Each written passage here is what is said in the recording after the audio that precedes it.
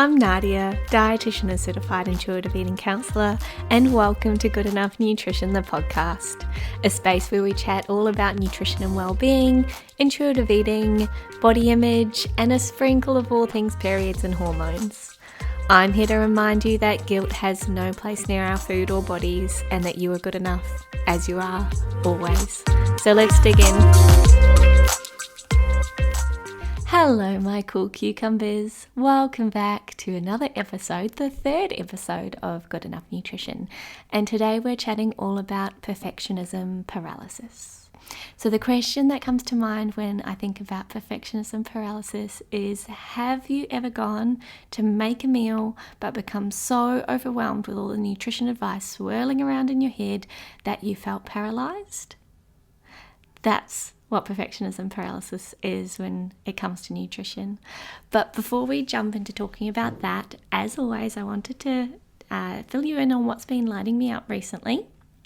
And I think I mentioned in the last episode that a few months back I went home to New Zealand to visit family. And while I was there, I found a bunch of my old diaries from the ages between 11 and 15.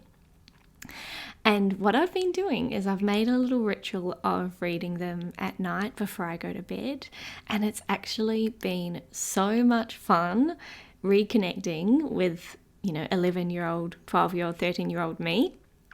And I found it quite healing for my inner child, to be honest. And what it made me think about was that trend that was going around a while back where people were taking a photo of their childhood selves and putting it on their phone as their background or pinning it somewhere as a reminder that when they talk negatively or disparagingly towards themselves, that's who they're talking to, that their inner child is still in there somewhere. And it's that lovely reminder of the fact that we're born worthy and we remain worthy, and it kind of just brings awareness to supporting us to change that internal dialogue. And so I haven't done that before, but I feel like these diaries are having a similar impact. So if you have access to old diaries or old photographs that you can put as your phone background, I think I'll vouch for it. It's a really nice connecting thing to do. So that's what's been lighting me up. All right. Actually, I think I'm going to start putting a carousel of images on Instagram so you can see what I'm talking about when I'm talking about what's been lighting me up. So I'll put that on Instagram. Come over. I would love to hear what's been lighting you up. So drop that in the comments. Okay, now onto the episode. So I mentioned, perfectionism paralysis, and today we're talking about it in the context of nutrition, food, and eating. But I think where we're most familiar with perfectionism, or at least where I'm certainly most familiar with perfectionism, is when it comes to things like work and social media and hustle culture, and that's definitely where I hear the most talk about it. But when I'm in the clinic with clients, I can recognize a lot of perfectionism showing up when it comes to nutrition. But I haven't heard much talk about it in that context in the world. So I've been trying to understand why people don't seem to associate the idea of eating well or perfectly with perfectionism. And what I've come up with is kind of like twofold, or two reasons why I think that might be the case.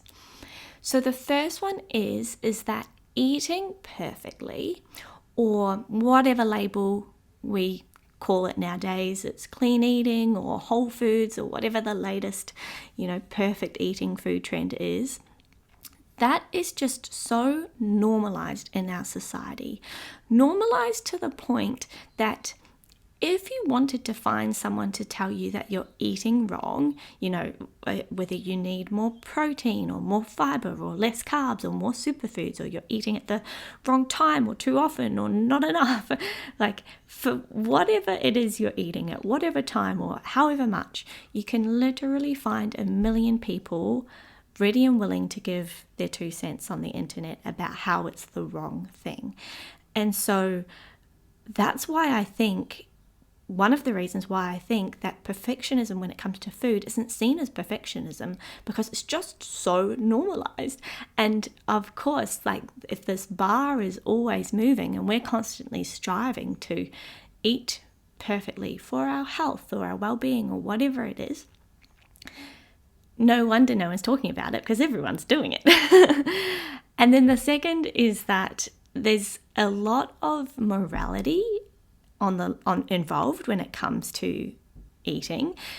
And I think as far as morality goes, diet culture has done such a good job at making us believe that we're a failure if we aren't eating perfectly or clean or whole, like if we're not following all the advice.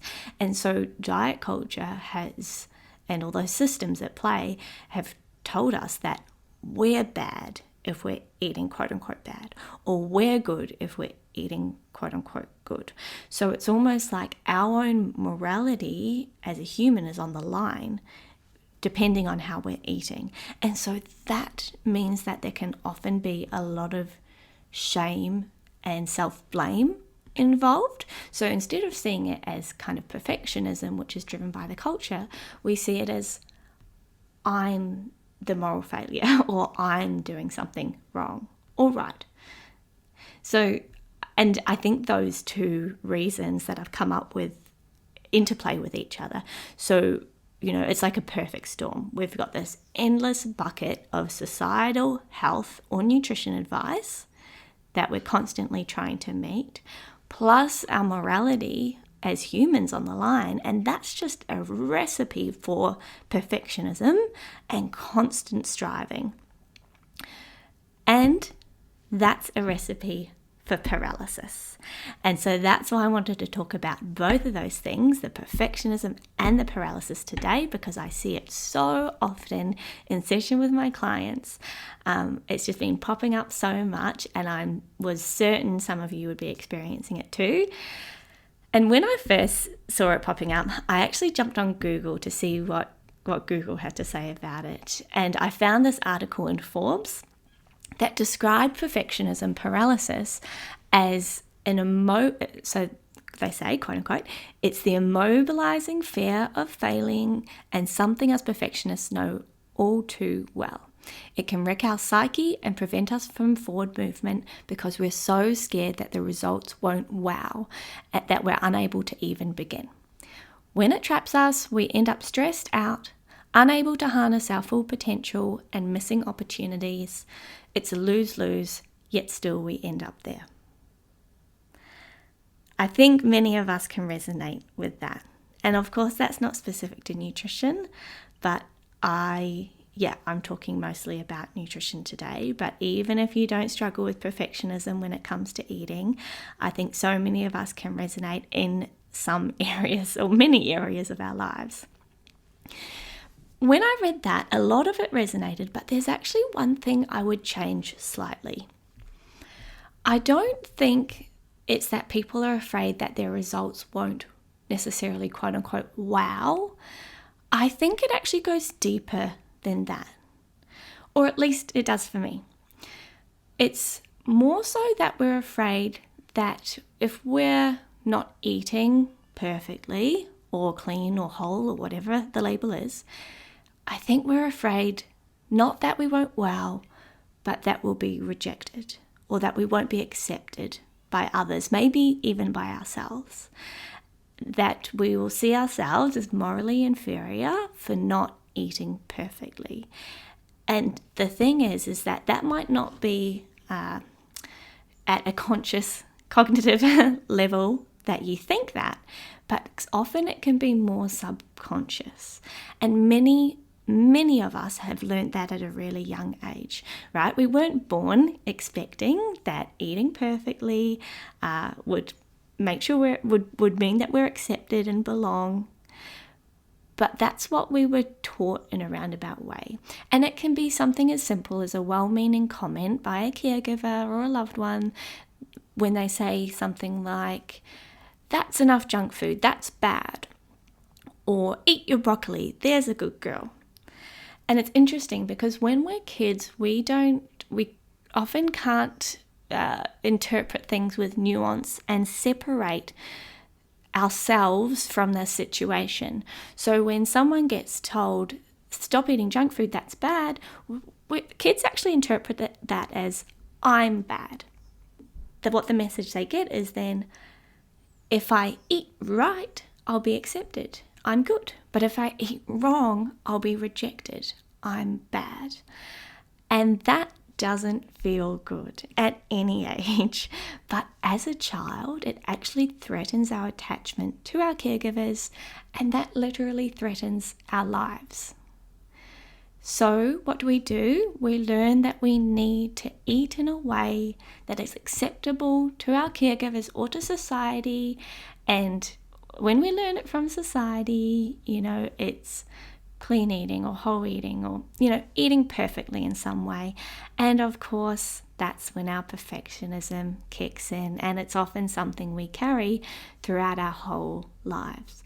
Now, I hear that story really often, but you might be sitting there thinking, I was never told that I needed to eat good or certain foods were bad.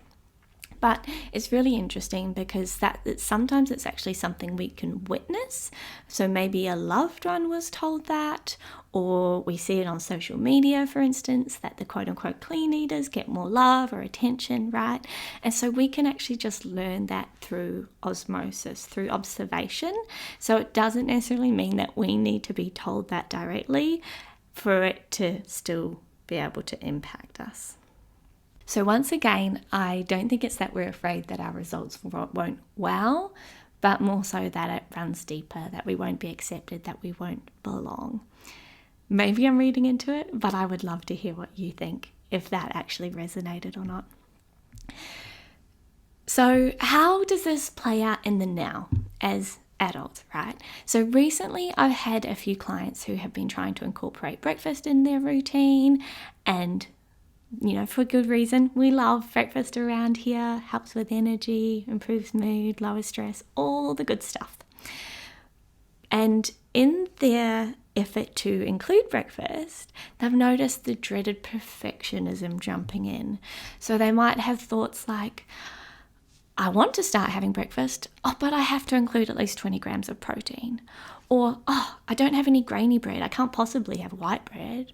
Or I can't have toast for breakfast every morning. It's easy, but it is not healthy. Or maybe I should have porridge, but it's too much effort. Or I read somewhere that sweet breakfasts are bad for blood sugars, but I never feel like savory options. Oh my gosh, so many possible thoughts jump in, and even reading it, I feel quite paralyzed. It's so overwhelming. How can anyone make a decision when there's that many rules and perfectionistic thoughts going on in one person's brain? So you can understand how perfectionism can be at play and how it can be so paralyzing. And for some people, it's not just at breakfast when that comes up. It can literally be every meal of every day. So for me, it's no wonder that people end up feeling paralyzed, saying it's all too hard, saying screw it, and then moving on with their life and leaving behind the behavior or the change that they wanted to make to improve their well-being because they weren't going to accept it, or they were worried they weren't going to be accepted deep down unless it was done perfectly. So that's an example of what it looks like in real life. But of course, I'm all about the practical, so I wanted to give you a little bit of a practice of how we can start shifting the dial on perfectionism when it comes to eating. Okay, so as with anything, I believe that awareness is the first step. And hopefully, if you've listened to this podcast, you're now aware of what perfectionism looks like when it comes to eating. Because if we're not aware of what's happening, how can we actually expect to change it? So the question I want you to ask yourself is, what does perfectionism paralysis feel like? What does it feel like in my emotions? What does it feel like in my body? How can I notice when it's coming up?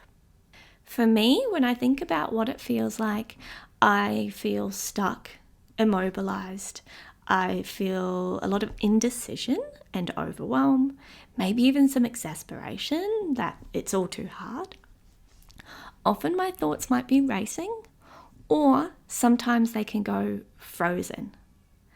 In the body, that will often feel like a tense, maybe a tightness around my chest, shoulders often go up. And then I might even experience some guilt, the sense of, I didn't do what I said I'd do. And often that there's this kind of underlying sense of pressure. Take a moment to think about what it feels like for you and whether any of those resonate, and just notice. And once you've thought about what that feels like, see if you can notice it coming up throughout the day. And that's the first step, just noticing, and then giving yourself lots of self-compassion. Oh, I'm just trying to do things perfectly again. Oh, I feel stuck. Oh, okay, there's a lot of pressure on this behavior. I can notice that. Oh, this is my perfectionism at play. And that might be where you start, just noticing. When you're ready, the next step is bringing in a framework like Good Enough Nutrition. Remember that one of the principles of Good Enough Nutrition encourages a shift away from perfectionism, shame, and guilt, and toward imperfection, empowerment, and choice. So you get to define what good enough looks like for you. And that's a good thing, because if we continue to try and follow society's definition of eating quote unquote perfect, we would literally spend our life chasing our tails. So consider what good enough nutrition looks like for you. If you haven't listened to my last podcast episode 2, that goes through all about what good enough nutrition looks like. But you get to decide what's good enough for the now. It doesn't have to be forever, but for now. Because when you decide to be okay with doing something, you develop forward motion. And if we use that breakfast example, so thinking about all those rules I mentioned, taking a step back going, oh, okay, my perfectionism is at play. What am I actually okay with? Just doing something to begin with, particularly if we're trying to bring in a new habit, right? It's hard enough as it is to bring in a new habit without trying to do it perfectly. So when you're trying to bring in something new, like having breakfast, decide that you're okay with just doing something, doing anything. And what that does is that gets us out of the stuck and helps us to develop that forward motion. As we know, motion begets motion, right? So if paralysis makes us stuck, motion gets us moving. Even if it's imperfect, it gets those wheels in motion. So if you decide that you're fine with having anything at breakfast, maybe it's just toast with something on it, what will happen is that a new routine will start to form. We will build those skills to reconnect with our appetite and start to hopefully notice the benefits. And then we get forward motion from there. And in future, if you feel empowered to do so, you can absolutely change it up to make breakfast more in line with your goals. But to begin with, just being okay with doing something without it having to follow every rule in the book is more than good enough. It's that enormous pressure of perfectionism that leads to overwhelm. So if we can start with good enough, when or if the time is right in future, we can continue to workshop what it looks like, but initially good enough is more than enough. So that is how perfectionism paralysis can play out when it comes to nutrition. I would love to hear from you. Do you have any thoughts on this episode? Or reach out on Instagram at Nadia Maxwell Nutrition and let me know how perfectionism paralysis plays out for you, or maybe even a way that you've been able to overcome it. Otherwise, I will catch you in the next episode. Thank you so much for being here. Thank you so much for listening to Good Enough Nutrition. If you have thoughts or questions from today's episode, hit me up over on my Instagram at Nadia Maxwell Nutrition. If you have a moment to rate or review the podcast, that would be amazing. Or share that you're listening on your stories and tag me. I absolutely love to see it. As always, remember that guilt has no place near our food or bodies, and you are good enough as you are always.